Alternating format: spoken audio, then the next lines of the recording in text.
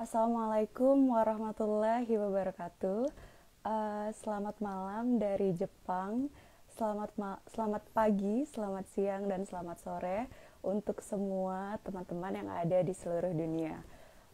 Welcome to Santri Mendunia Talks. Jadi ini adalah salah satu program Instagram Live-nya Santri Mendunia Official. Oke, di Santri Mendunia Talks kali ini kami akan membahas tentang tema seputar Islam yang mengayomi. Nanti saya akan jelaskan kenapa pada akhirnya tema ini yang kita pilih.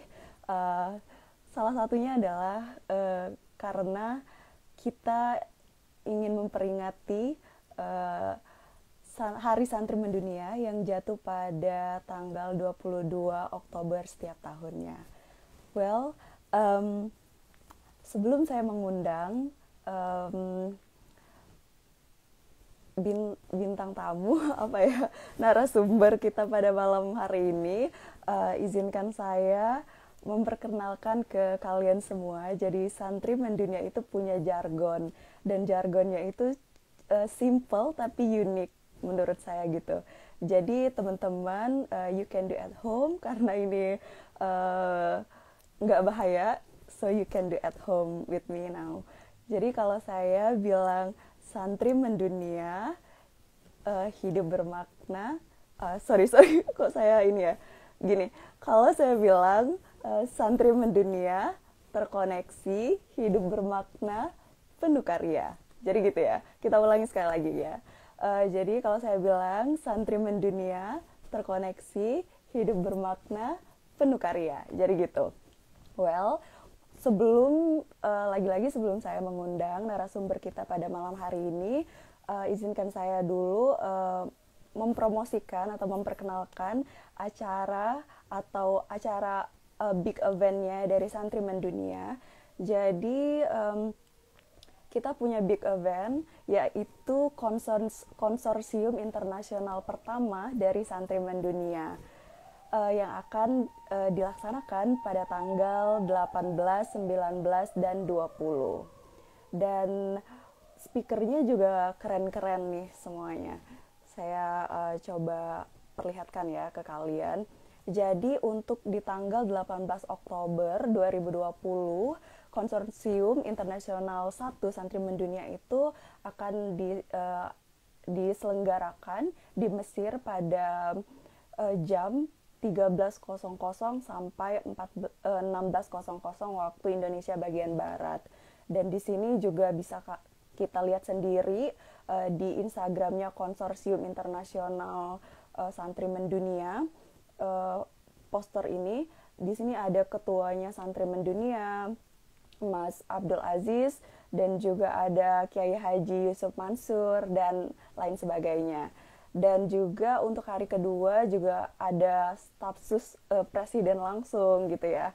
Dan di hari terakhir, ini di hari puncaknya, di sini juga ada Mas Khoirul Anam selaku ketua PPI Dunia, dan juga ada Mas Hamzah As-Saudi Lubis gitu selaku koordinator PPI DK Timur Tengah gitu ya. Oke, nggak usah lama-lama, saya langsung aja sepertinya undang narasumber kita pada kali ini. Tunggu sebentar ya.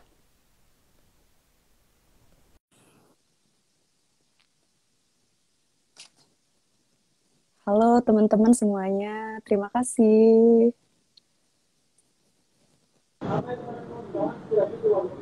Halo, Assalamualaikum Mas Makmun. Waalaikumsalam warahmatullahi wabarakatuh. Oke, jadi saya juga belum memperkenalkan diri sebenarnya Mas. Jadi pertama-tama saya mau memperkenalkan diri. Nama saya Putri Ananda. Sekarang saya sedang tinggal di Jepang, di Osaka lebih tepatnya. Dan saya adalah salah satu mahasiswi di Osaka University of Economics and Law, jurusan Hubungan Internasional. Dan sekaligus saya diamanahkan untuk menjabat sebagai koordinator Santri Mendunia Jepang periode 2020-2023. Oke, halo Mas Makmun. Siap, halo, Assalamualaikum. siap. Eh, Waalaikumsalam warahmatullahi wabarakatuh. suara saya terdengar dengan jelas ya, Mas ya? Terdengar-dengar. Gimana di Oke, Jepang? Aman? iya aman. Alhamdulillah, Untuk siap. kalau sekarang di Jakarta, Mas ya? Iya, betul-betul.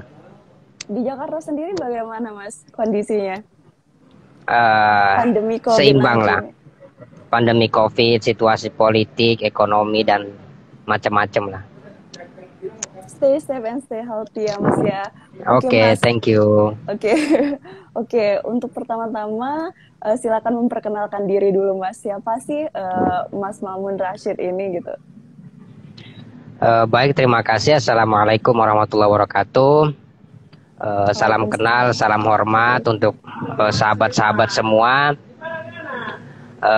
Saya Muhammad Mamun Rashid, beralamat tempat tinggal di Jakarta, tetapi KTP dari Gorontalo, asli Gorontalo, tetapi stay di Jakarta.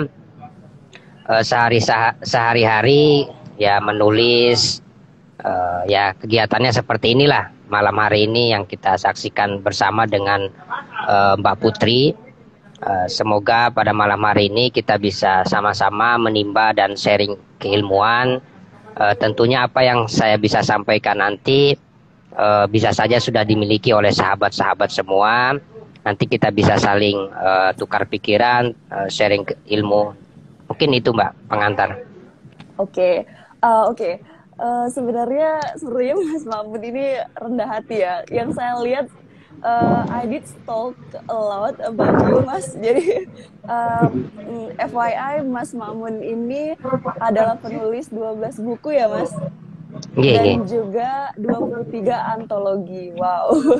Saya aja satu aja belum pernah nulis buku gitu, Mas ya. Ya, habis ini nantilah segera. Amin. Dan juga Mas, boleh saya sebutkan ya Mas ya, untuk Boleh. background pendidikannya. Jadi Mas Mamun Rashid ini sudah menempuh strata satunya di Sekolah Tinggi Kuliatul Quran Al-Hakim di Depok. Benar ya Mas ya? Al-Hikam Depok. Al-Hikam Depok, oke, sorry. Terus strata keduanya atau S2-nya di Institut Ilmu Al-Quran atau IIQ di Jakarta. Benar ya Mas? Di Jakarta, Wow. betul. Oke, mungkin ini pertanyaan yang simpel tapi sangat mendalam gitu Mas. Kenapa buku, kenapa penulis, dan kenapa penulis buku Islami gitu Mas?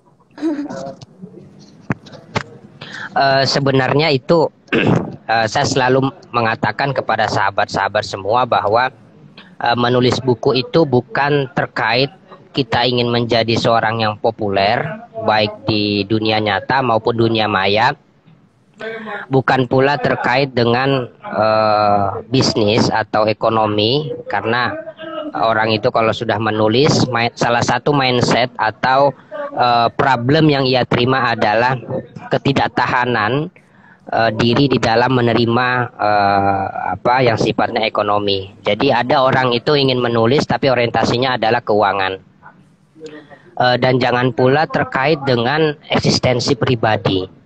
Oleh sebab itu saya berharap dan selalu mengatakan kepada sahabat-sahabat semua, jadilah penulis sesuai dengan apa yang kau bidangi. Karena S1 dan S2 saya salah satunya adalah jurusan tafsir Al-Quran dan hadis, maka rata-rata kepenulisan bukunya terkait dengan hal-hal yang apa yang saya geluti, agar apa yang kita tulis bisa kita pertanggungjawabkan. Karena memang ada fenomena menarik di dalam dunia literasi dan dunia kepenulisan, di mana dia menulis sesuatu yang sebenarnya dia tidak memiliki basic di situ, Mbak. Akhirnya dia menulis tapi dia tidak memiliki pertanggungjawaban yang sifatnya dunia, lebih-lebih nanti yang bersifat akhirat. Karena begini, penulis itu adalah sesuatu dan pertanggungjawaban terhadap apa yang dia tulis itu sesuatu yang lain. Jadi kalau kita bahasa Arabkan itu al-ilmu syai'un wa mas'uliyatul ilmi syai'un akhor. Jadi ilmu adalah sesuatu dan pertanggungjawaban terhadap ilmu itu sesuatu yang lain. Jadi jangan sampai kita itu ketika menjadi seorang penulis hanya untuk mengejar eksistensi, kemudian popularitas.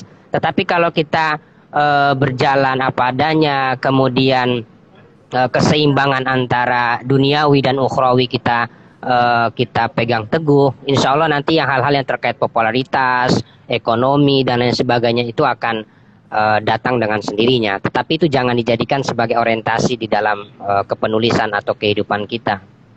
Oke, wow.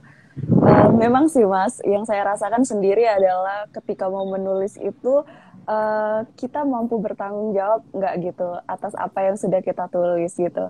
Tapi kalau melihat dari pendidikan, latar belakang pendidikan Mas Mamun sendiri, ya memang sudah kuat sekali gitu basic Islamnya. Jadi ya saya rasa sih memang sudah sepatutnya lah ya seperti itu gitu Mas ya. Iya, Oke, betul Mas. betul. Oke Mas, kembali lagi ke tema kita yang kita angkat pada Santri Mendunia Talk kali ini, yaitu tentang Islam yang mengayomi. Jadi kenapa tema ini dipilih? Karena itu adalah salah satu judul bukunya Mas Mamun Rashid yang diterbitkan Thank you. pada tahun 2018 ya Mas ya, kalau nggak salah. 2018. Oke. Iya, 2018 betul. Iya. Penerbitnya Quanta EMK ya Mas ya? Betul betul. Oke. Oke Mas, sebelum kita langsung gitu ya ke Islam yang mengayomi, kalau kita berbicara tentang agama, apalagi itu adalah agama Islam, pasti sudah merambah dan sudah mengcover semua aspek gitu Mas. Oke. Yang pertama ada aspek yang saya pengen tanyakan Mas. Kita kan sebagai penduduk atau bangsa Indonesia gitu, sebagai penduduk yang menempati di suatu negara, penduduk yang mengayomi itu seperti apa sih Mas menurut Mas Mamun Rashid sendiri? Baik, terima kasih. Biasanya orientasi ketika kita menggunakan istilah mengayomi itu seakan-akan kita harus menjadi orang yang memiliki kekuasaan. Tetapi sebenarnya tidak seperti itu. Kita sebagai penganut agama tertentu, kita sebagai rakyat Indonesia, kita atau apapun profesi yang kita miliki, kita bisa menjadikan diri kita sebagai orang yang mampu mengayomi. Orang tua mengayomi anaknya, kita kakak mengayomi adiknya, dan begitu seterusnya.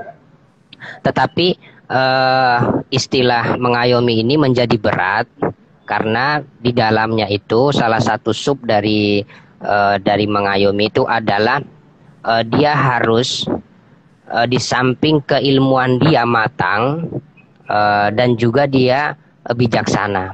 Orang itu kalau dia tidak bisa mengayomi berarti dia belum bijaksana, baik bijaksana terhadap terhadap kehidupannya atau bijaksana di dalam memperlakukan keahlian yang dia miliki. Makanya biasanya kalau di dalam pemerintahan itu taruhlah misalnya di pihak kepolisian itu selalu kita melihat ada istilah melayani, ya kan? Sebenarnya melayani itu konsepnya sama dengan mengayomi, tetapi kalau pemerintahan itu bedanya di sisi tindakan hukumnya. Nah, sedangkan kita sebagai rakyat itu bisa mengayomi, tetapi kita tidak bisa mengambil alih dalam profesi penegakan hukum. Nah, kita sebagai rakyat tentunya misalnya di dalam konteks bernegara, biasanya orang yang tidak bijaksana atau dia tidak dewasa itu disebabkan beberapa faktor, Mbak. Pertama, dia tidak dewasa di dalam karena keilmuan dia yang tidak mumpuni. Jadi antara yang dia ucapkan dengan yang dia lakukan itu tidak seimbang. Misalnya begini, orang selalu mengatakan, ayo kita toleransi terhadap warga negara yang berbeda secara agamanya dengan kita. Tetapi pada aspek tindakan dia paradoks. Artinya apa? Dia belum mampu mengimplementasikan segala sesuatu yang sudah dia serap, yang sudah dia mengerti di dalam aspek tindakan. Oleh sebab itu saya selalu mengatakan bahwa orang itu dia tidak dewasa di dalam bernegara disebabkan ketidakmampuan penyerapan terhadap ajaran agamanya secara baik dan benar. Begitu pula dia tidak mampu menyerap hal-hal yang bersifat kenegaraan dengan baik dan benar. Jadi informasi yang tidak di screening dengan baik, kemudian ilmu pengetahuan agamanya tidak berasal dari guru-guru atau ustadz-ustadz yang kredibel dan bijaksana, akhirnya pada aspek tindakannya pun menjadi semeraut. Karena apa? Biasanya orang itu melakukan segala sesuatu merupakan cerminan dari apa yang dia miliki.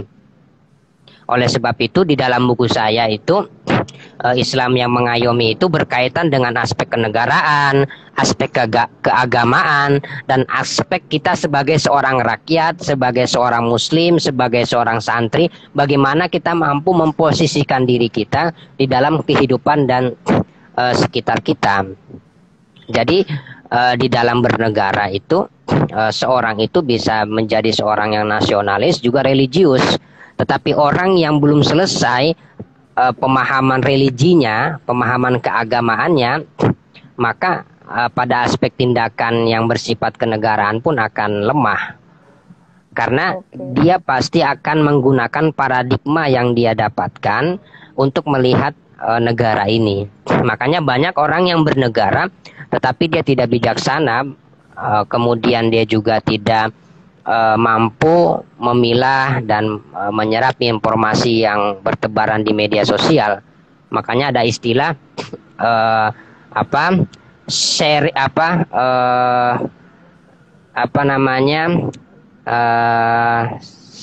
sharing sebelum share. Sharing sebelum share. Kira-kira seperti itu. Iya. Berarti jadi kalau saya tarik kesimpulannya, berarti basicnya harus kuat dulu ya Mas ya. Entah itu basic kenegaraan, dalam hal ini juga basic keagamaan juga harus diserap dulu dengan sebaik-baiknya dan harus dipastikan dulu itu benar apa enggak. Jangan suka langsung termakan berita lah gitu Mas ya. Betul. Salah-salah jadi hoax doang gitu kan. Oke. Karena memang begini Mbak,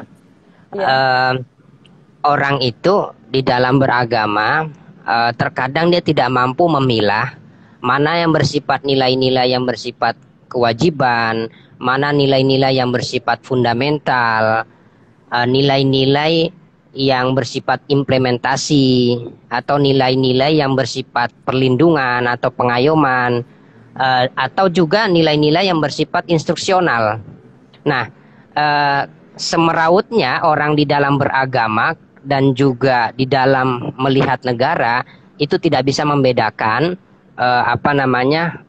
hierarkis Al-Quran atau hierarkis ajaran-ajaran di dalam ajaran agama dia. Jadi dia tidak bisa membedakan mana yang wajib, mana yang bersifat fundamental, tetapi dia melupakan yang bersifat keindahan.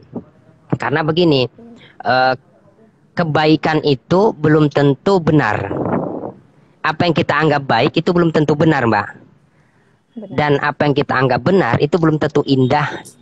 Jadi kalau kita berbicara kebaikan itu masih bicara tentang nilai-nilai yang bersifat kewajiban di dalam agama kita.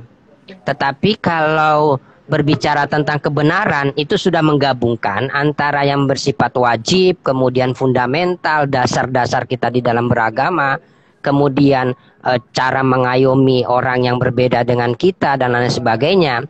Nah, kalau yang bersifat keindahan itu sudah pada tahap implementasi dan instruksional.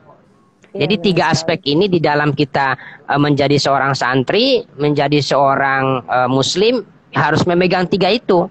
Jadi segala sesuatu itu baik apa tidak. Kalau sudah baik, kita lihat lagi apakah sudah benar atau tidak. Nah kemudian kita lihat, kalau kita bawa kepada orang, kira-kira orang itu melihat penuh keindahan. Makanya di dalam Al-Quran itu di dalam salah satu buku saya itu saya tulis Al-Quran itu dibuka oleh konsep kasih sayang, ya kan? Kemudian di tengah-tengahnya disajikan konsep kelemah lembutan, wal yatalattaf wala yus'irun nabikum ahada, itu kan konsep kelemah lembutan. Kemudian ditutup dengan apa? Ditutup dengan kewaspadaan.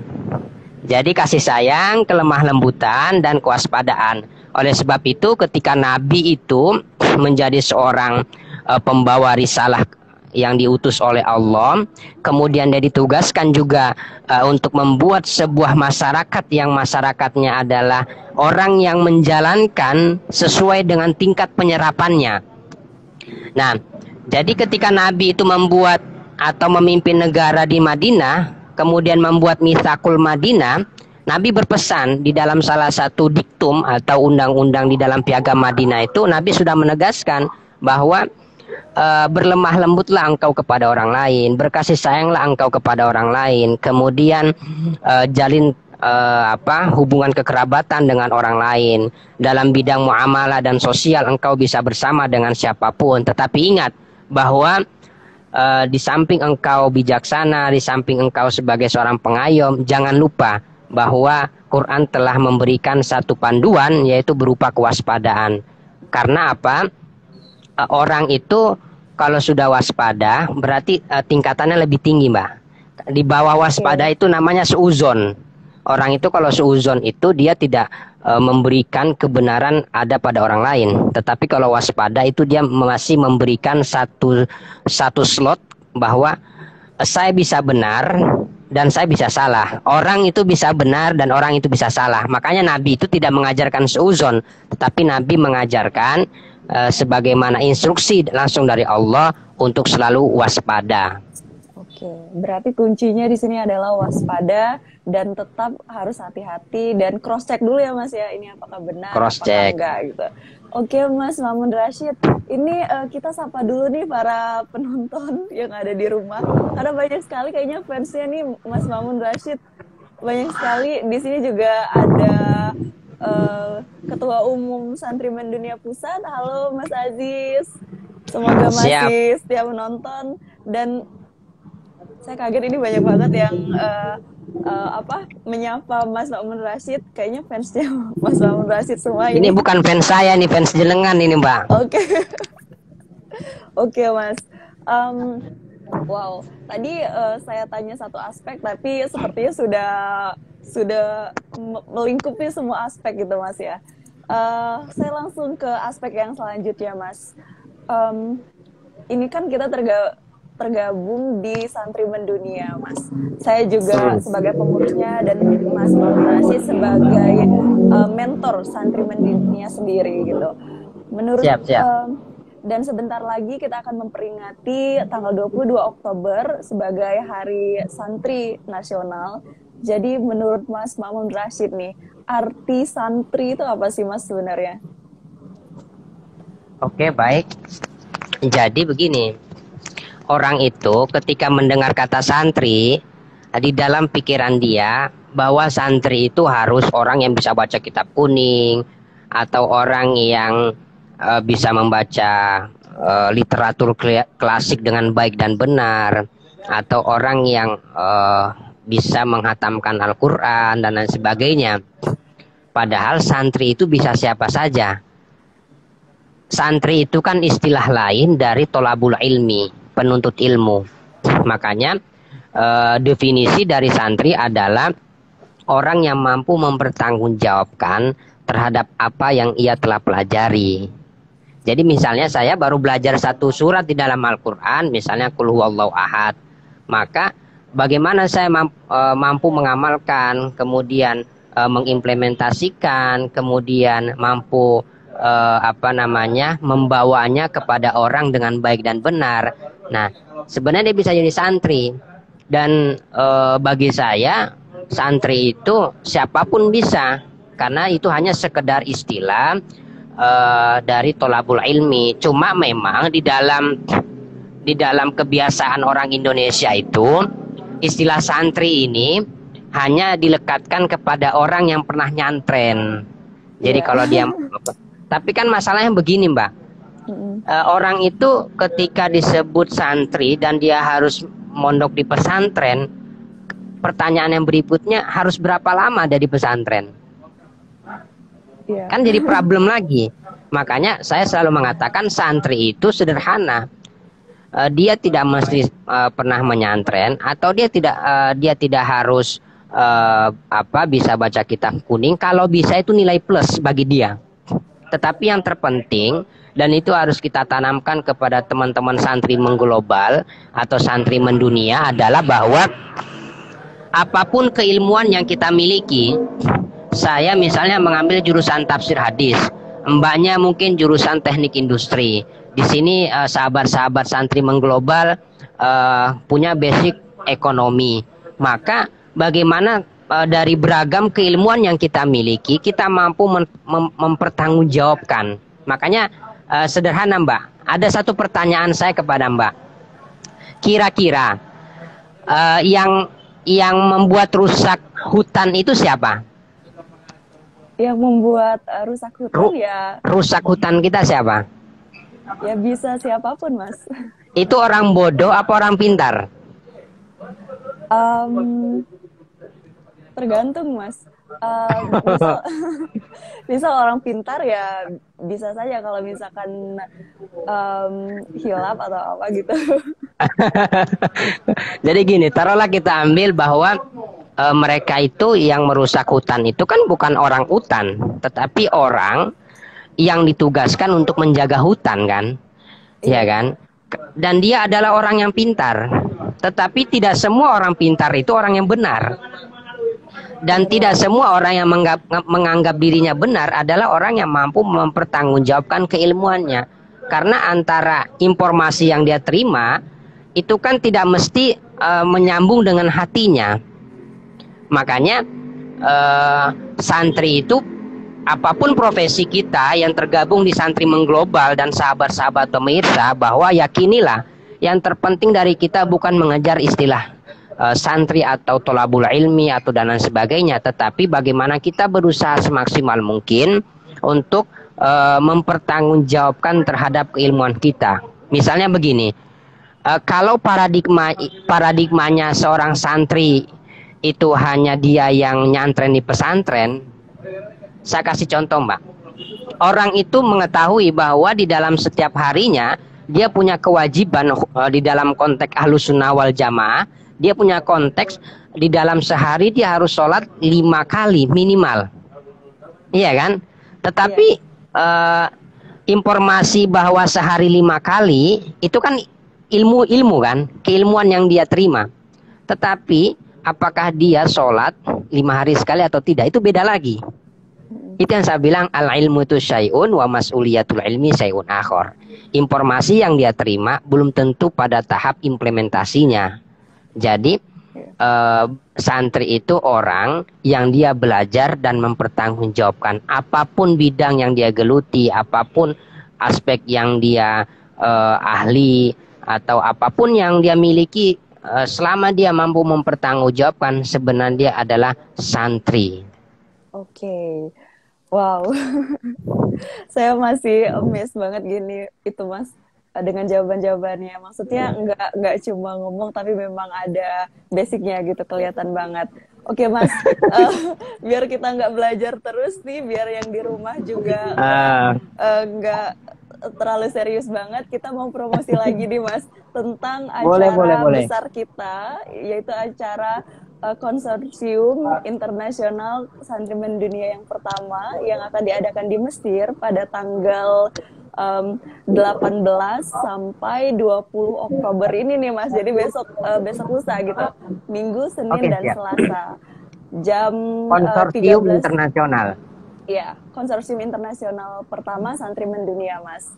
Dan ini temanya yaitu inovasi santri berindustri dan berkreasi di era 4.0 untuk Indonesia maju. Gitu. Silakan teman-teman yang belum daftar, jadi bisa daftar langsung di bio Instagramnya konsorsium internasional Santri Mendunia, yaitu @konsorsium Santri Mendunia, langsung di Instagramnya Santri Mendunia. Di sana ada link tree-nya, kalian bisa langsung klik linknya aja. Nanti akan dipandu sampai akhirnya kalian tergabung di dalam grupnya sendiri gitu. Dan nanti pematerinya juga orang-orang yang sudah ahli gitu Mas pada bidangnya. Iya, betul-betul. Seperti ini Mas, ini untuk tanggal 18 Oktober nanti ada tentunya ada Ketua Umum Santri Mendunia kita langsung, Mas Aziz, dan juga ada Kiai Haji Yusuf Mansur dan banyak lagi lainnya. Dan ini yang kedua, ada staf sus presiden langsung, ada Meida Sefira gitu. Dan yang ketiga di sini ada Mas Anam, Khoiro Anam selaku Ketua PPI Dunia, dan juga di sini ada Mas Hamzah Lubis selaku Ketua PPI DK Timur Tengah dan Afrika. Jadi buat kalian yang belum daftar silakan daftar. Mas Mamun Rashid mungkin sudah daftar? Saya pasti hadir nanti. Oke, siap Mas. Oke. Nanti tolong didaftarkan aja. Oke, siap Mas.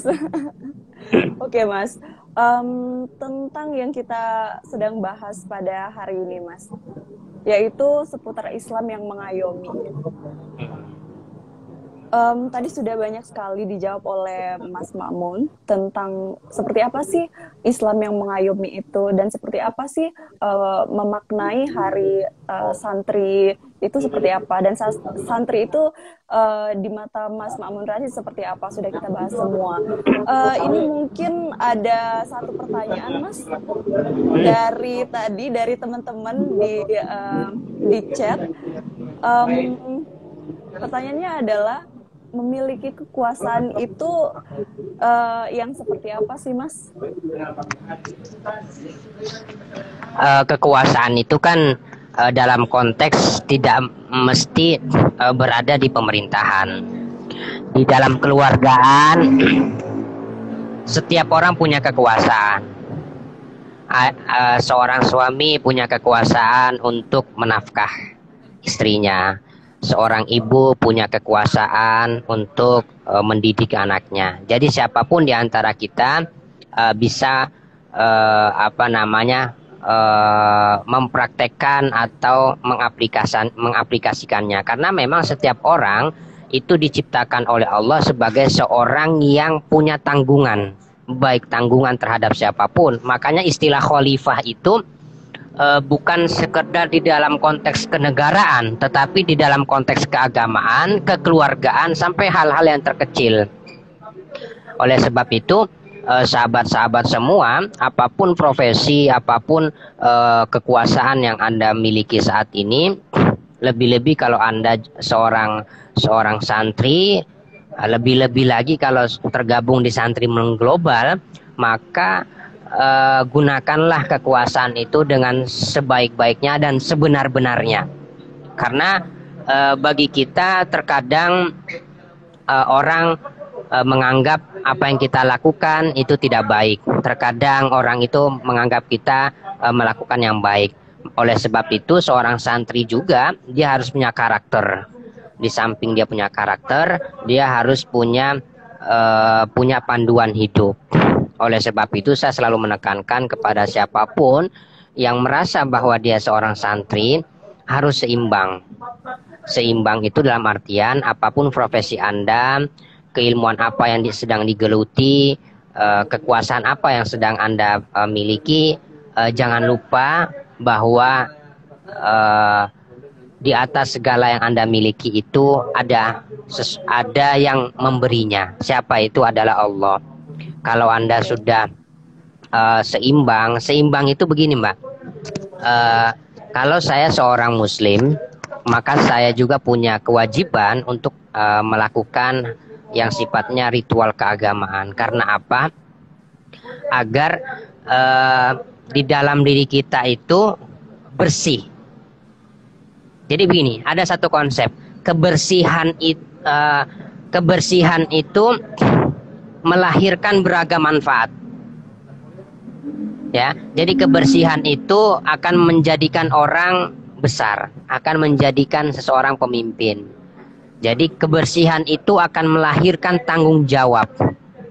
Tetapi tidak semua orang yang punya kekuasaan dia bertanggung jawab. Problemnya di mana? Ada sesuatu yang tidak bersih.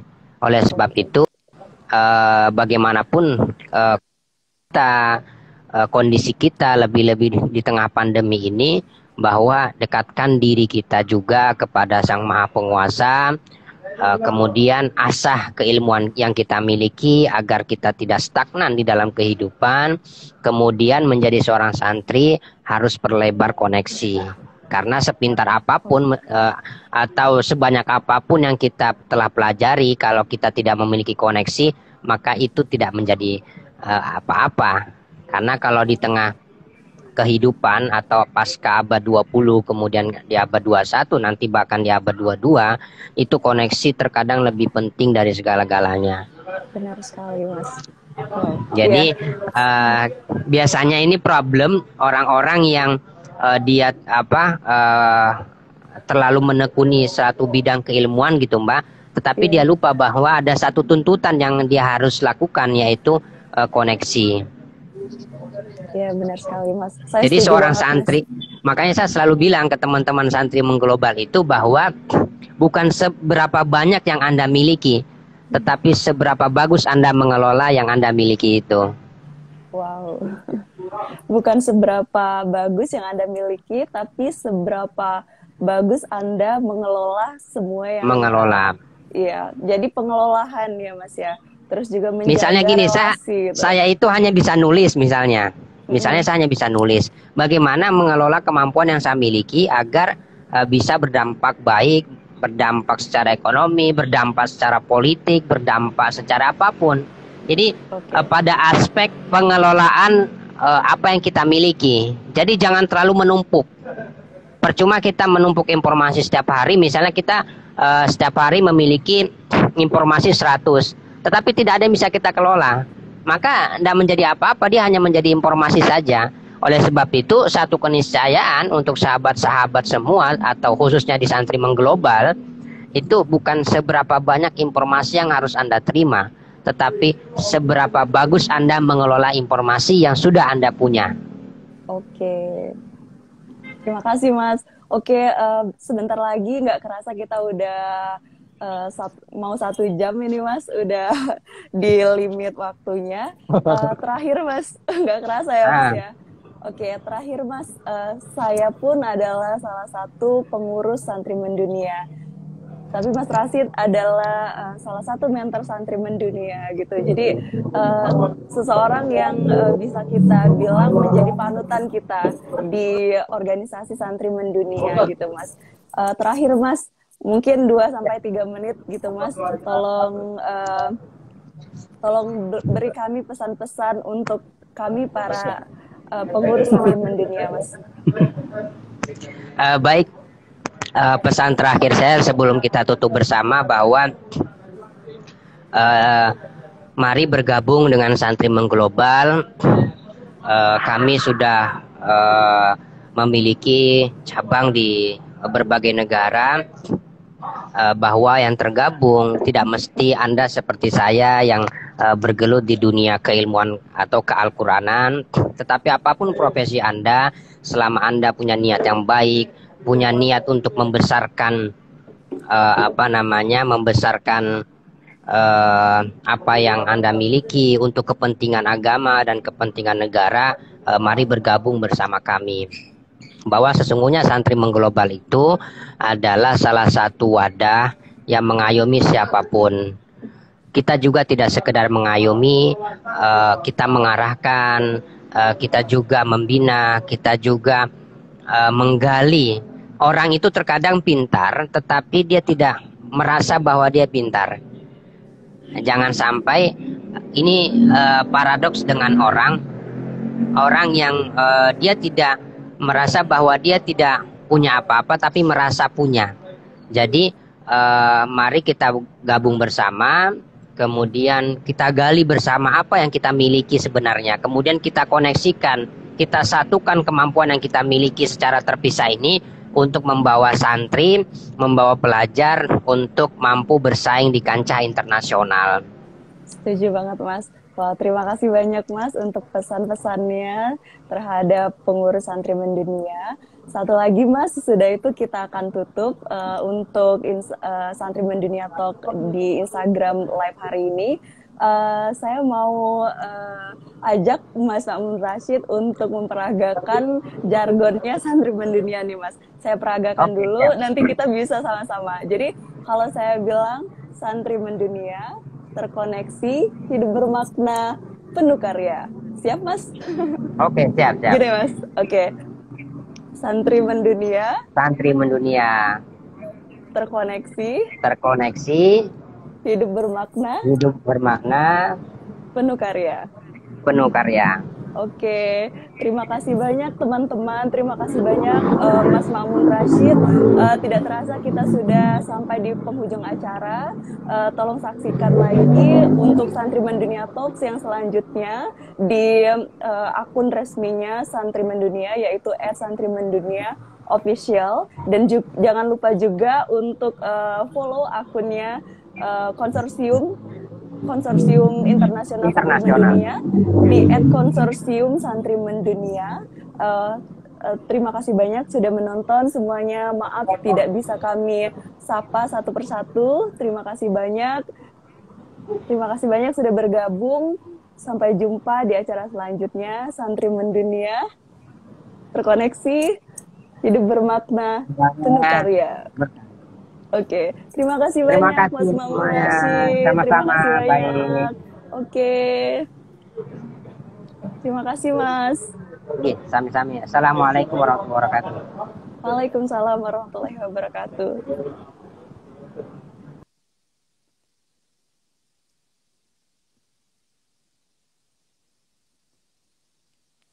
Ya, terima kasih banyak semuanya.